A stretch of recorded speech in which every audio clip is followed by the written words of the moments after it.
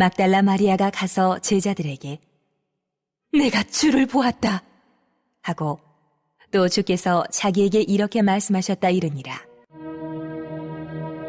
이날 곧 안식 후 첫날 저녁 때에 제자들이 유대인들을 두려워하여 모인 곳에 문들을 닫았더니 예수께서 오사 가운데 서서 이르시되 너희에게 평강이 있을지어다.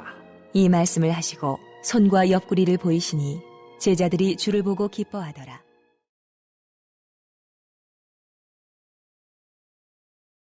할렐루야, 여러분 반갑습니다. 예수님이 부활하셨습니다. 오늘 막 난리치게 했잖아요. 예수님이 부활하셨습니다. 부활하든 말든 얘기해야 자, 한번 우리 오전에 말씀하신 대로 예수님이 부활하셨습니다. 우와! 난리 곡성이 벌어져야죠. 그죠?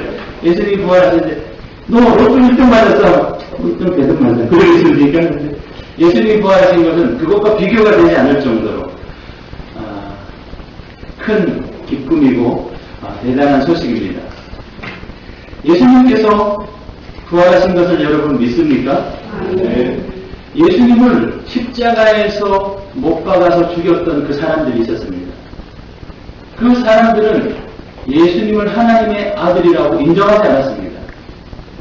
그 사람들은 그 당시에 권력자들이었습니다. 그 당시에 큰 권세를 가진 자들이었습니다. 예수님께서 정말로 부활하셨다면 예수님을 십자가에 못 박았던 그 사람들 앞에 나타나면 어떻게 되었을까요? 일이 쉬워집니다. 그 당시에 권력을 갖고 그 당시에 모든 권세를 가지고 있는 그 사람들이 정말로 예수님이 죽었다가 살아나는 것을 딱 보면 그들이 놀라겠죠. 야, 정말 예수님이 살아났구나. 정말 예수라는 사람이 하나님의 아들이구나. 우리가 마음을 고쳐먹고 예수를 믿자. 우리 온 나라 사람들은 다 예수를 믿자. 그렇게 하면 쉽습니다. 그런데 왜 도대체 예수님은 부활하셔서 대적자들에게 나타나지 않았는가? 그것이 이상합니다. 왜 대적자들에게, 예수님을 십자가에 못 박았던 사람들에게 나타나지 않았을까? 대적자들은 갑자기 웅성웅성하는 소리에 이게 무슨 일이지 했습니다. 그랬더니 어떤 사람이 오더니 예수가 묻혔던 그 무덤에 시체가 없어졌다. 그러면서 예수를 따르던 제자들과 그 사람들이 하는 말이 예수가 부활했다. 그렇게 이야기한다는 겁니다. 그건 가짜다. 그 제자들이 아마 시체를 훔쳐갔을 것이다. 훔쳐가서 예수가 살아났다라고 할 것이다. 그럼 예수님의 부활에 대해서 다른 이견들이, 다른 거짓된 이야기들이 많이 있죠. 그런 이견이 분분할 때 예수님이 직접 본디오 빌라도 앞이나 헤롯 임금 앞에 나타나면 다 해결되지 않습니까? 그죠? 그럼 헤롯이 내가 잘못했다. 내가 예수를 믿겠다. 느부갓네살 그 임금, 이게 이렇게 마음 많이 울리죠? 템포 많으셨습니까? 오전에는 안 울렸었는데.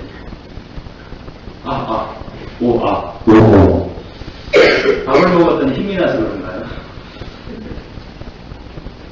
헤롯에게 나타났으면 헤롯 왕이 예수를 믿을 수도 있었잖아요. 느부갓네살 임금이 큰 임금이었습니다. 그런데 그 느부갓네살 임금이 다니엘과 그 세 친구를 보면서 너의 하나님이 가장 큰 신이다 인정했잖아요. 그럼 헤롯이라는 그 왕도 예수님이 죽었다가 자기들이 분명히 죽였으니까, 십자가에 못 박아 죽였으니까, 죽은 걸 확인했으니까, 무덤에 묻었으니까, 끝이 없는데 그가 살아났다는 것을 보면 그것 때문에 생겨나는 일이, 큰 일이, 좋은 일이 많았을 거예요. 그런데 예수님은 왜 이상하게 그런 대적자들에게 나타나지 않았을까? 예수님이 좀 생각이 모자랐을까? 만약 우리가 살아났다면 멋지게 짠 할 겁니다. 이것 봐라. 왜 믿지 않았느냐. 너희가 나를 죽였지. 내가 이렇게 다시 살아나서 능력이 있는데. 한번 과시를 할 것 같은데 예수님은 철저하게 대적자들에게는 단 한 번도 나타나지 않았습니다. 그리고 나타난 대상자는 누구죠? 오늘 오전에 설교 드렸듯이 여인들, 그리고 제자들에게, 그리고 몇몇 무리에게, 승천하실 때 이제 500여 명의 사람들에게. 그렇게 해서 한 13번 정도 나타났어요. 왜 그런 마음으로 예수님은 무엇 때문에 그렇게 하셨을까? 여러분, 기적을 보면 사람들이 예수를 믿을까요? 안 믿을까요? 기적이라는 것은 일반적인 일이 아닙니다. 초월적인 일입니다. 초자연적인 일입니다.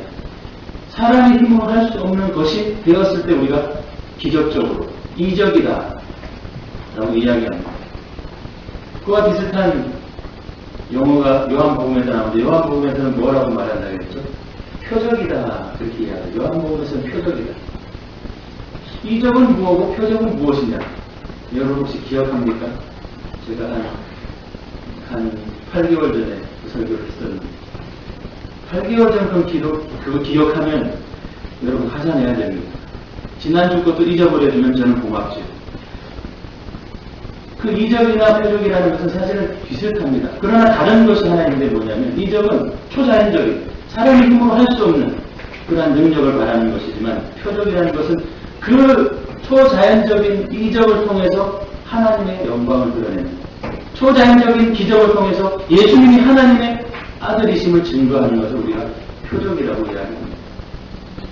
그래서 요한복음에는 요한이라는 사람은 이 똑같은 복음서 공간 복음이지만 좀 특별하게 좀 기록합니다. 어떤 특별한 의식이 있었던 것 같아요. 그래서 예수님이 이 표적을 행하니라 하시면서 예수님이 하나님의 아들이심을 증거했다라고 그렇게 이야기하고 있습니다. 그런데 사람이 기적만을 가지고 과연 믿음이 생길 수 있을까? 우리가 아는 것처럼 예수님께서 베세다 광야에서 오병이어로 보리떡 5개와 물고기 2마리로 기적을 행하셨습니다. 그곳에 모여있는 남자 장정의 수만 5,000명, 쉽게 환산하면 한 2만 명이라고 우리가 예측합니다. 2만 명의 사람들을 배불리 먹이시고 12강주리가 남았다. 그때 사람들이 열광을 합니다. 기뻐합니다. 흥분합니다. 야, 이 예수를 우리의 임금으로 삼으면 우리가 배고플 걱정은 안 해도 되겠다. 밥 굶을 걱정은 안 해도 되겠다. 왜냐하면 떡 하나 가지고 몇만 명이 먹으니까. 기적과 같은 일이죠. 그런데 그 사람들이 그렇게 열광을 하고 환호했지만 예수님께서 내가 생명의 떡이다 이야기하니까 사람들이 도대체 그것이 무슨 말인지 몰랐습니다. 그것 때문에 많은 사람들이 시험에 들었습니다. 예수를 잡아먹으라는 것입니다. 무슨 뜻이지? 예수님이 이야기하는 영적인 단 한마디도 이해하지 못하는 겁니다. 그저 자기들의 배가 부르니까 좋아하는 겁니다. 기적이 있다고 해서 사람들이 예수님을 믿는 것은 절대로 아닙니다. 부활도 그러합니다. 예수님께서 만약에 대적자들에게 나타났다. 그럼 혹 그것 때문에 예수님을 받아들이고 인정하고 믿는 사람도 있겠지요. 그러나 강팍한 사람은요, 그 어떤 것을 갖다 놔도, 그 어떤 증거를 갖다 내도 받아들이지 않는 사람은 절대로 받아들이지 않습니다. 그건 이미 그 사람 마음속에 강팍함이 있기 때문에 예수는 하나님이든 그 어떤 것도 믿지 않겠다. 마귀의 종로를 타고 있기 때문에 하나님의 선택을 받지 못했기 때문에 될 수 없는 겁니다. 부활이 바로 그렇다는 겁니다. 묘하게도 성경에서 예수님의 부활을 가장 대비한 사람이 누군지 아십니까?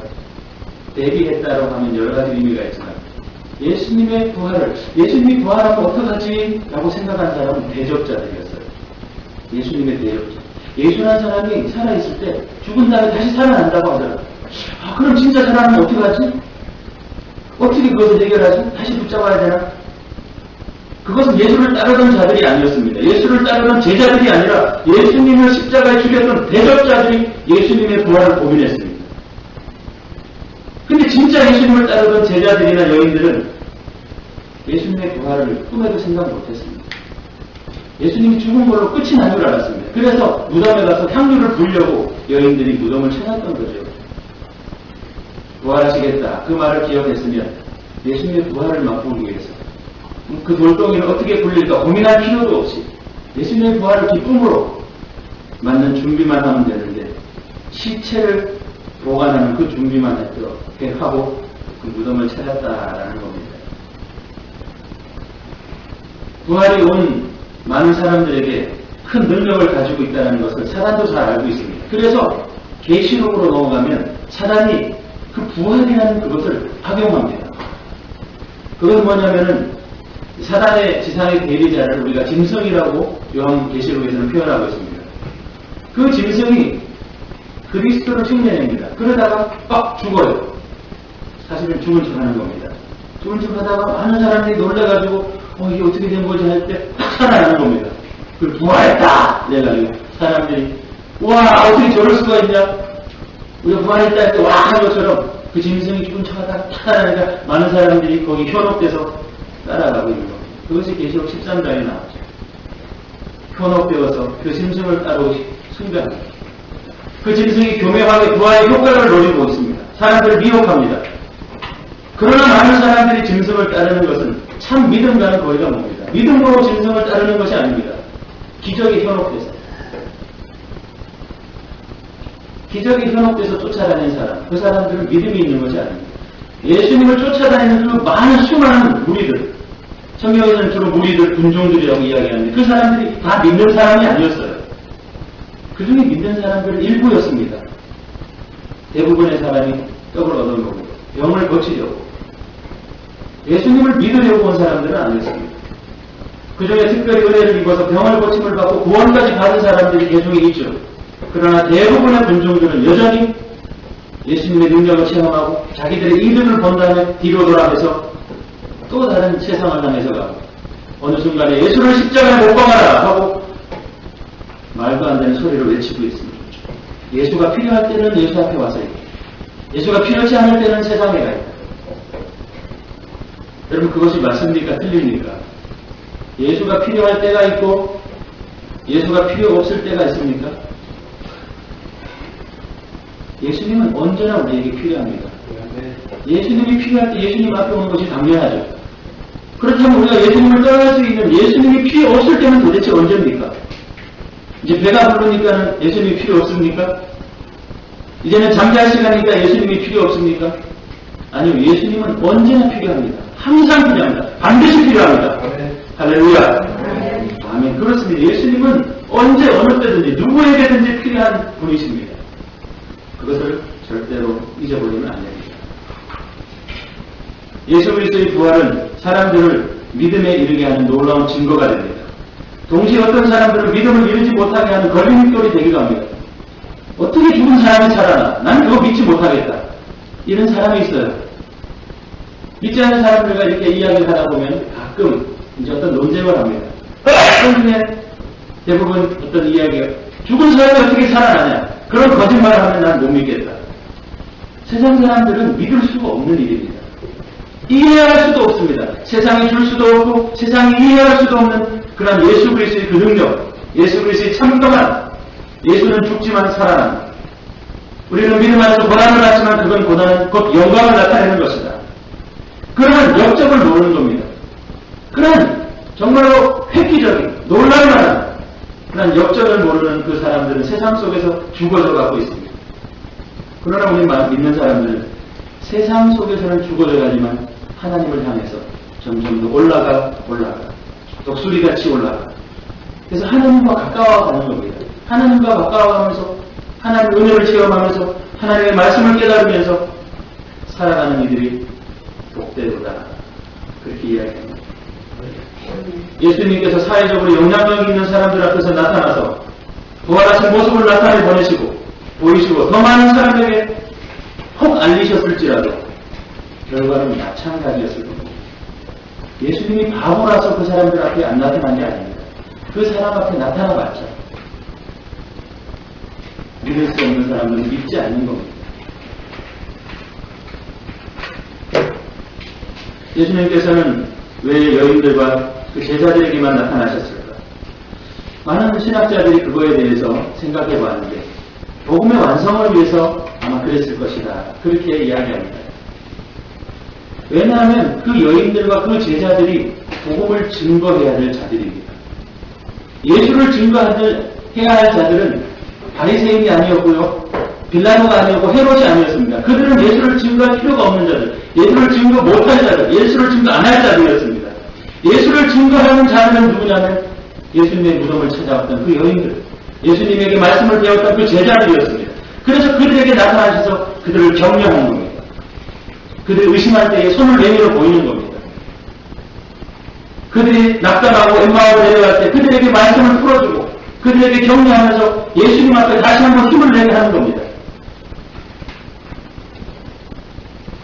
그뿐 아니라 승천하셔서 성령을 보내시는 그 일도 바로 예수 그리스도께서 하셨던 정말 크고 위대한 일입니다.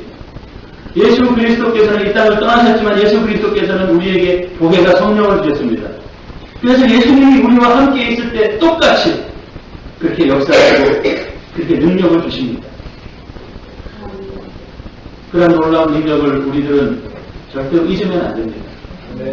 사도행전에 보면 다른 유다를 대신한 제자를 세웁니다. 다른 유다가 예수를 팔고 나서 견딜 수 없는 그 괴로움 때문에 결국 스스로 목숨을 끊습니다. 그리고 12명의 제자에서 이제 한 자리가 비게 되죠. 그래서 한 명의 제자를 세우게 되는데 그 제자를 세우는 조건이 사도행전에 나오는데 그 조건이 뭐냐면 요한의 세례로부터, 이건 세례 요한입니다.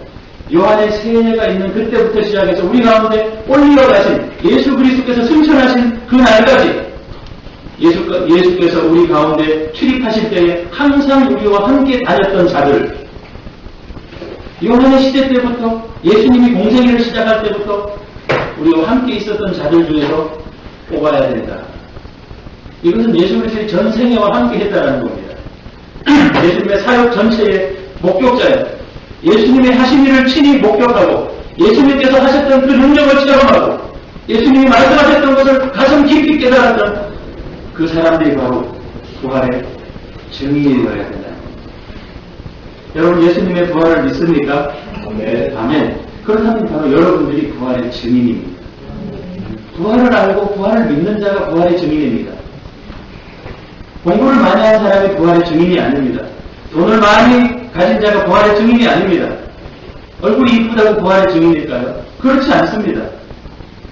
근데 이제 예수님을 잘 믿으면 얼굴이 이뻐지게 합니다.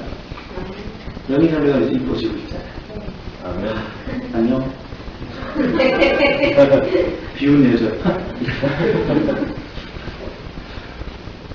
그 말은 뭐냐, 목사님은 왜 그렇게 됐어요? 그렇게 한참 믿었는데, 저도요, 이게 굉장히 좋아진 겁니다. 여러분. 아, 그래, 갈덩이? 네. 살덩이?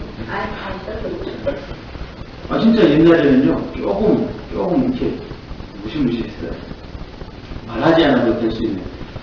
근데 예수를 믿으면 달라진다는 겁니다. 물론 달라져야 할 것이 더 많이 남아있지만 그냥 예수를 믿으면 하나씩 달라지면서 나중에는 예수님처럼 되어져 가는 겁니다. 그것이 우리에게 소망입니다. 예수님처럼 되어져, 예수님과 함께 생활하고 예수님과 함께 먹고 자고 마시고 예수님의 말씀을 늘 들었던 그 사람들이 왜 위대한 사도가 될 수 있냐면 예수님을 바라보는 자들이기 때문에 그렇습니다. 예수님을 바라보면서 세상을 포기했기 때문에 그들에게는 예수님밖에 없는 겁니다. 예수님만 남아있는 거예요. 여러분 안에 자신들을 살펴보십시오. 여러분 안에 예수님이 있지요? 있습니까? 아멘. 이 자리에 있는 사람은 모두 다 예수님이 있습니다. 예수님이 있을 수밖에 없어요. 그런데 문제는 예수님만 있느냐, 이제 그겁니다. 예수님이 계신데 이쪽에 잠깐 예수님이 계시느냐, 전체에 예수님이 계시느냐, 아침에 계시느냐, 아니면 저녁에 계시느냐, 그런 구분 없이 항상 예수님께서 내 안에 가장 크게 자리 잡고 있습니다. 다른 것이 없을 수는 없습니다. 다른 것이 없을 수는 없어요. 그것이 우리가 이 땅에 살아가기 때문에 다른 것이 없어요. 이 다른 것이 없어지는 건 언제죠? 이 땅을 떠나면, 천국에 가면 예수님밖에 없습니다. 다른 것이 있을 수가 없어요. 천국 자체에 다른 게 없으니까. 그런데 우리가 지금 이 땅에 살기 때문에 예수님이 계시지만 다른 것이 오른쪽에도 들어갑니다. 오늘은 왼쪽에도 쑤시다. 오늘은 위에서 누르다가 막 이렇게 온갖 작용을 하는 겁니다. 그때에 과연 내가 이 예수 그리스도, 더 정확하게 이야기하면 예수님이 올라가시면서 대신 보내신 성령께서 다른 것들을 어떻게 이기느냐, 성령과 다른 것들과의 싸움에서 이기느냐 지느냐, 그것이 우리가 이 땅 가운데서 해야 되는 가장 중요한 일이라는 겁니다. 그것을 신학에서는 성화라고 하죠. 거룩해 되어져 가는, 거룩하게 되어져 가는 그 과정, 그 단계. 우리는 얼마만큼 거룩하게 되었는지는 모릅니다. 그러나 하나님께서 우리가 예수를 믿게 한 그 다음부터 계속 우리가 거룩해지는 단계를 가지게 하는 겁니다. 바로 이곳에 와 있는 것이 거룩해지는 우리의 노력입니다. 하나님께서는 매 순간 매 순간 매 상황을 통해서 우리를 거룩하게 하시고 남아있는 거룩하게 되어야 될 그 부분까지 성령께서 우리를 도우신다는 거예요. 성령께서 우리를 도우시는 것은 뭐 밥 먹는 것을 도우다, 돈 버는 것을 도운다. 그런 것을 안 돕는다는 것은 아닙니다. 궁극적으로 성령이 우리를 돕는다는 것은 뭐냐면 우리의 남아있는 그 성화의 부분을 돕는다는 겁니다. 성화에 도움이 되면 굶게도 하시고, 혹 성화에 도움이 되면 돈을 벌게도 하시고, 혹 성화에 도움이 되면 다른 많은 것들을 주시기도 하고, 성화에 도움이 안 되면 빼앗아 가기도 하고, 그렇게 성령께서 우리를 주관하고 있는 겁니다. 그래서 우리는 성령과 함께 그렇게 가다 보면 우리에게 다듬어지는 모습이 있고, 새로워지는 모습이 있고, 은혜가 되는 모습이 있고, 깨달아지는 그 시간이 있는 겁니다.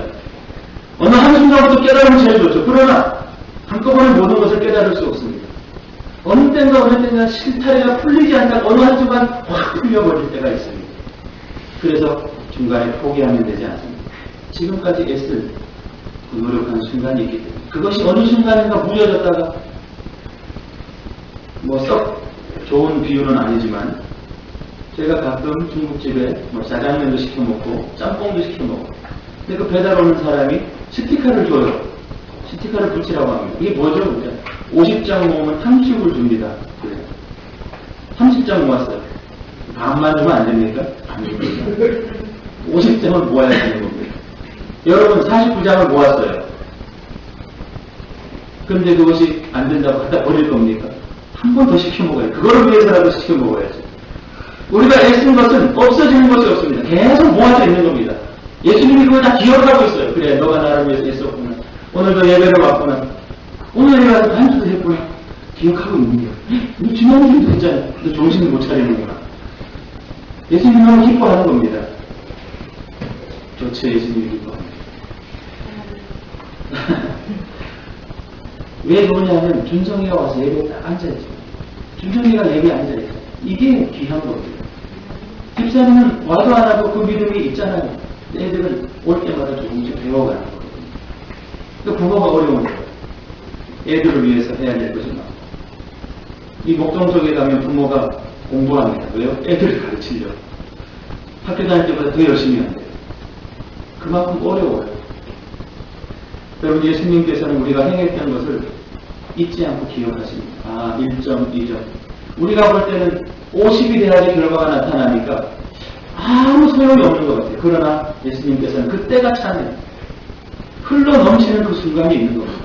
계속 채우고 그 항아리 뚜껑이 우리보다 높아서 얼마큼 찼는지 보이지는 않지만 채우다 보면 그것이 넘는 순간에 앞으로 흘러 넘치는 겁니다. 여러분 포기하지 말고 한 번만 더 하면 탕수육 옵니다. 그렇게 저를 같이 불러서 같이 먹읍시다. 하나님의 은혜는 포기하지 않고 간절히 사모하는 자들에게 있습니다.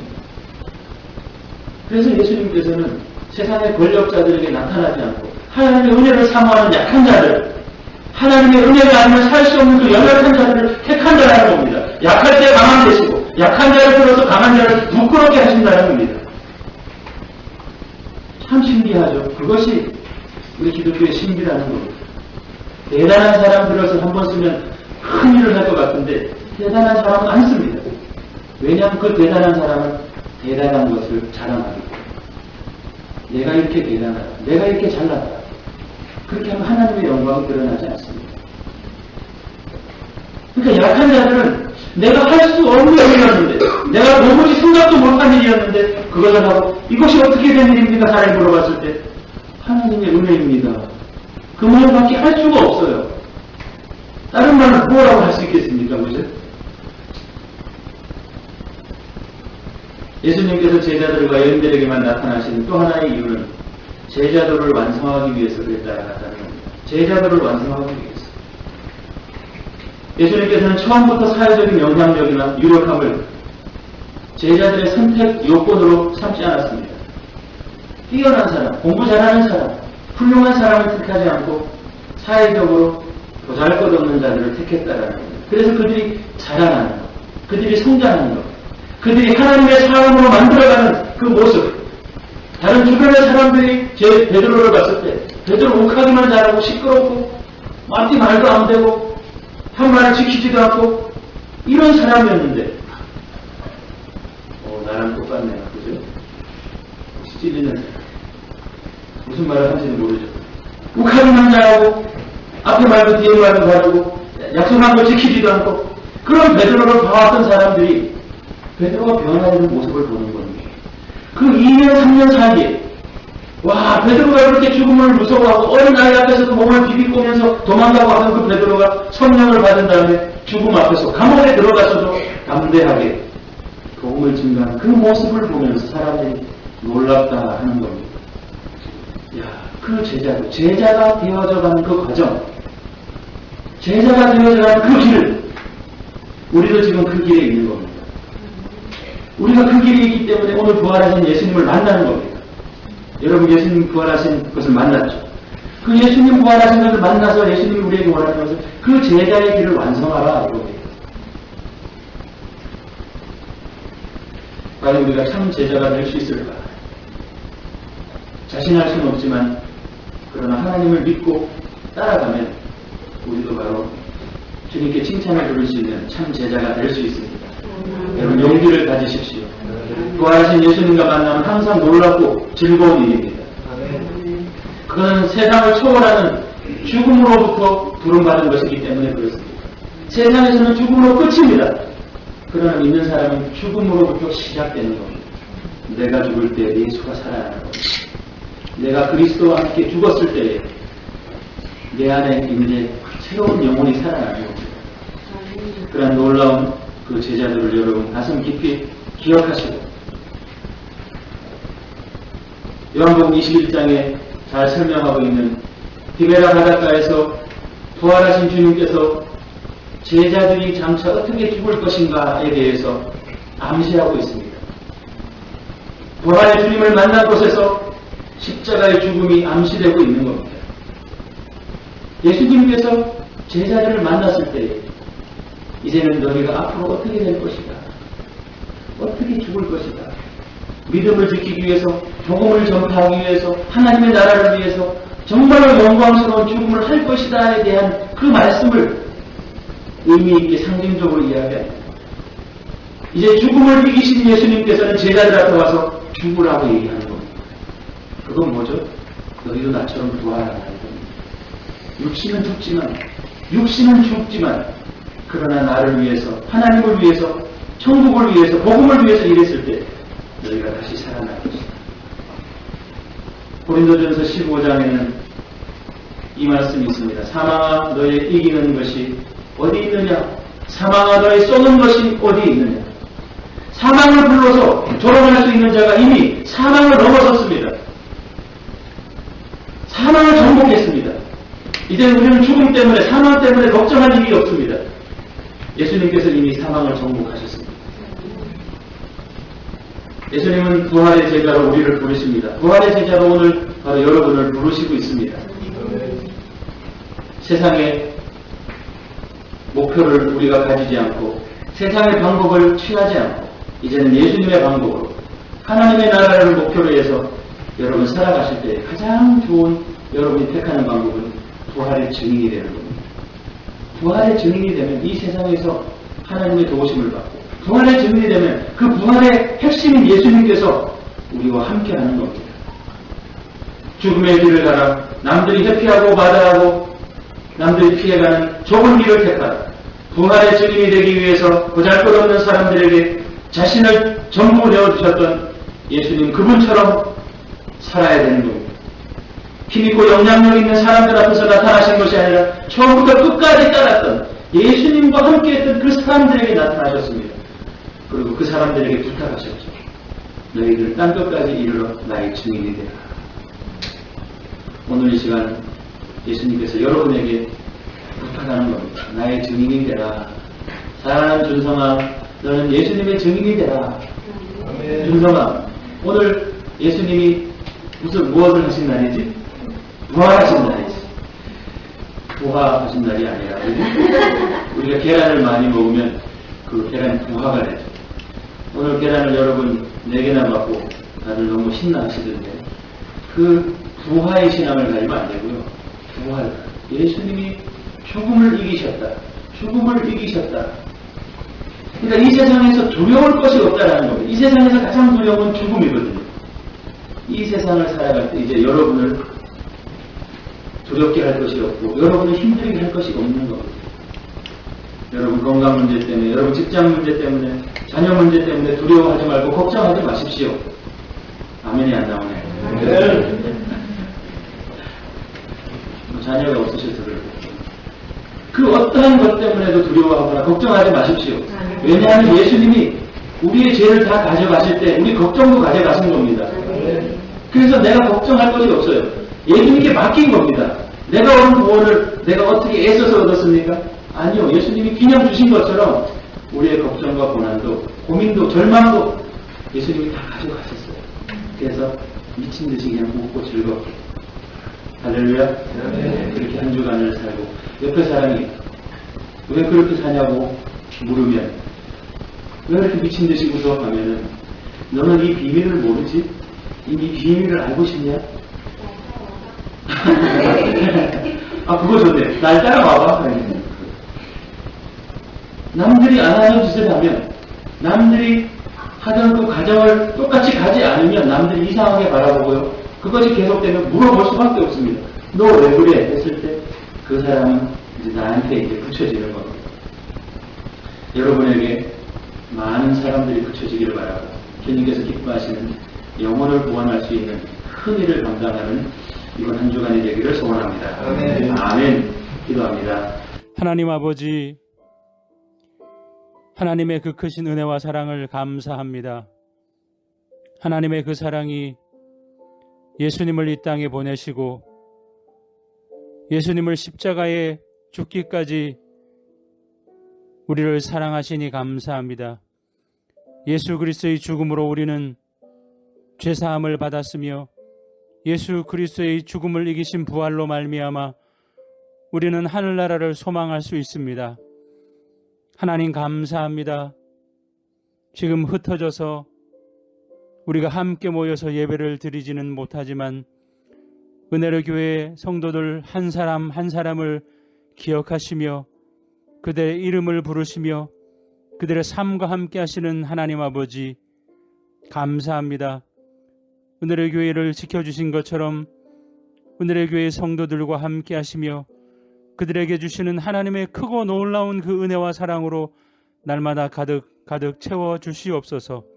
하나님 아버지 귀한 부활절을 맞아서 예수 그리스도의 고난과 부활을 다시 한번 생각하게 하시며 우리의 삶 가운데 예수 그리스도의 그 부활의 능력이 동일하게 있게 하여 주시옵소서.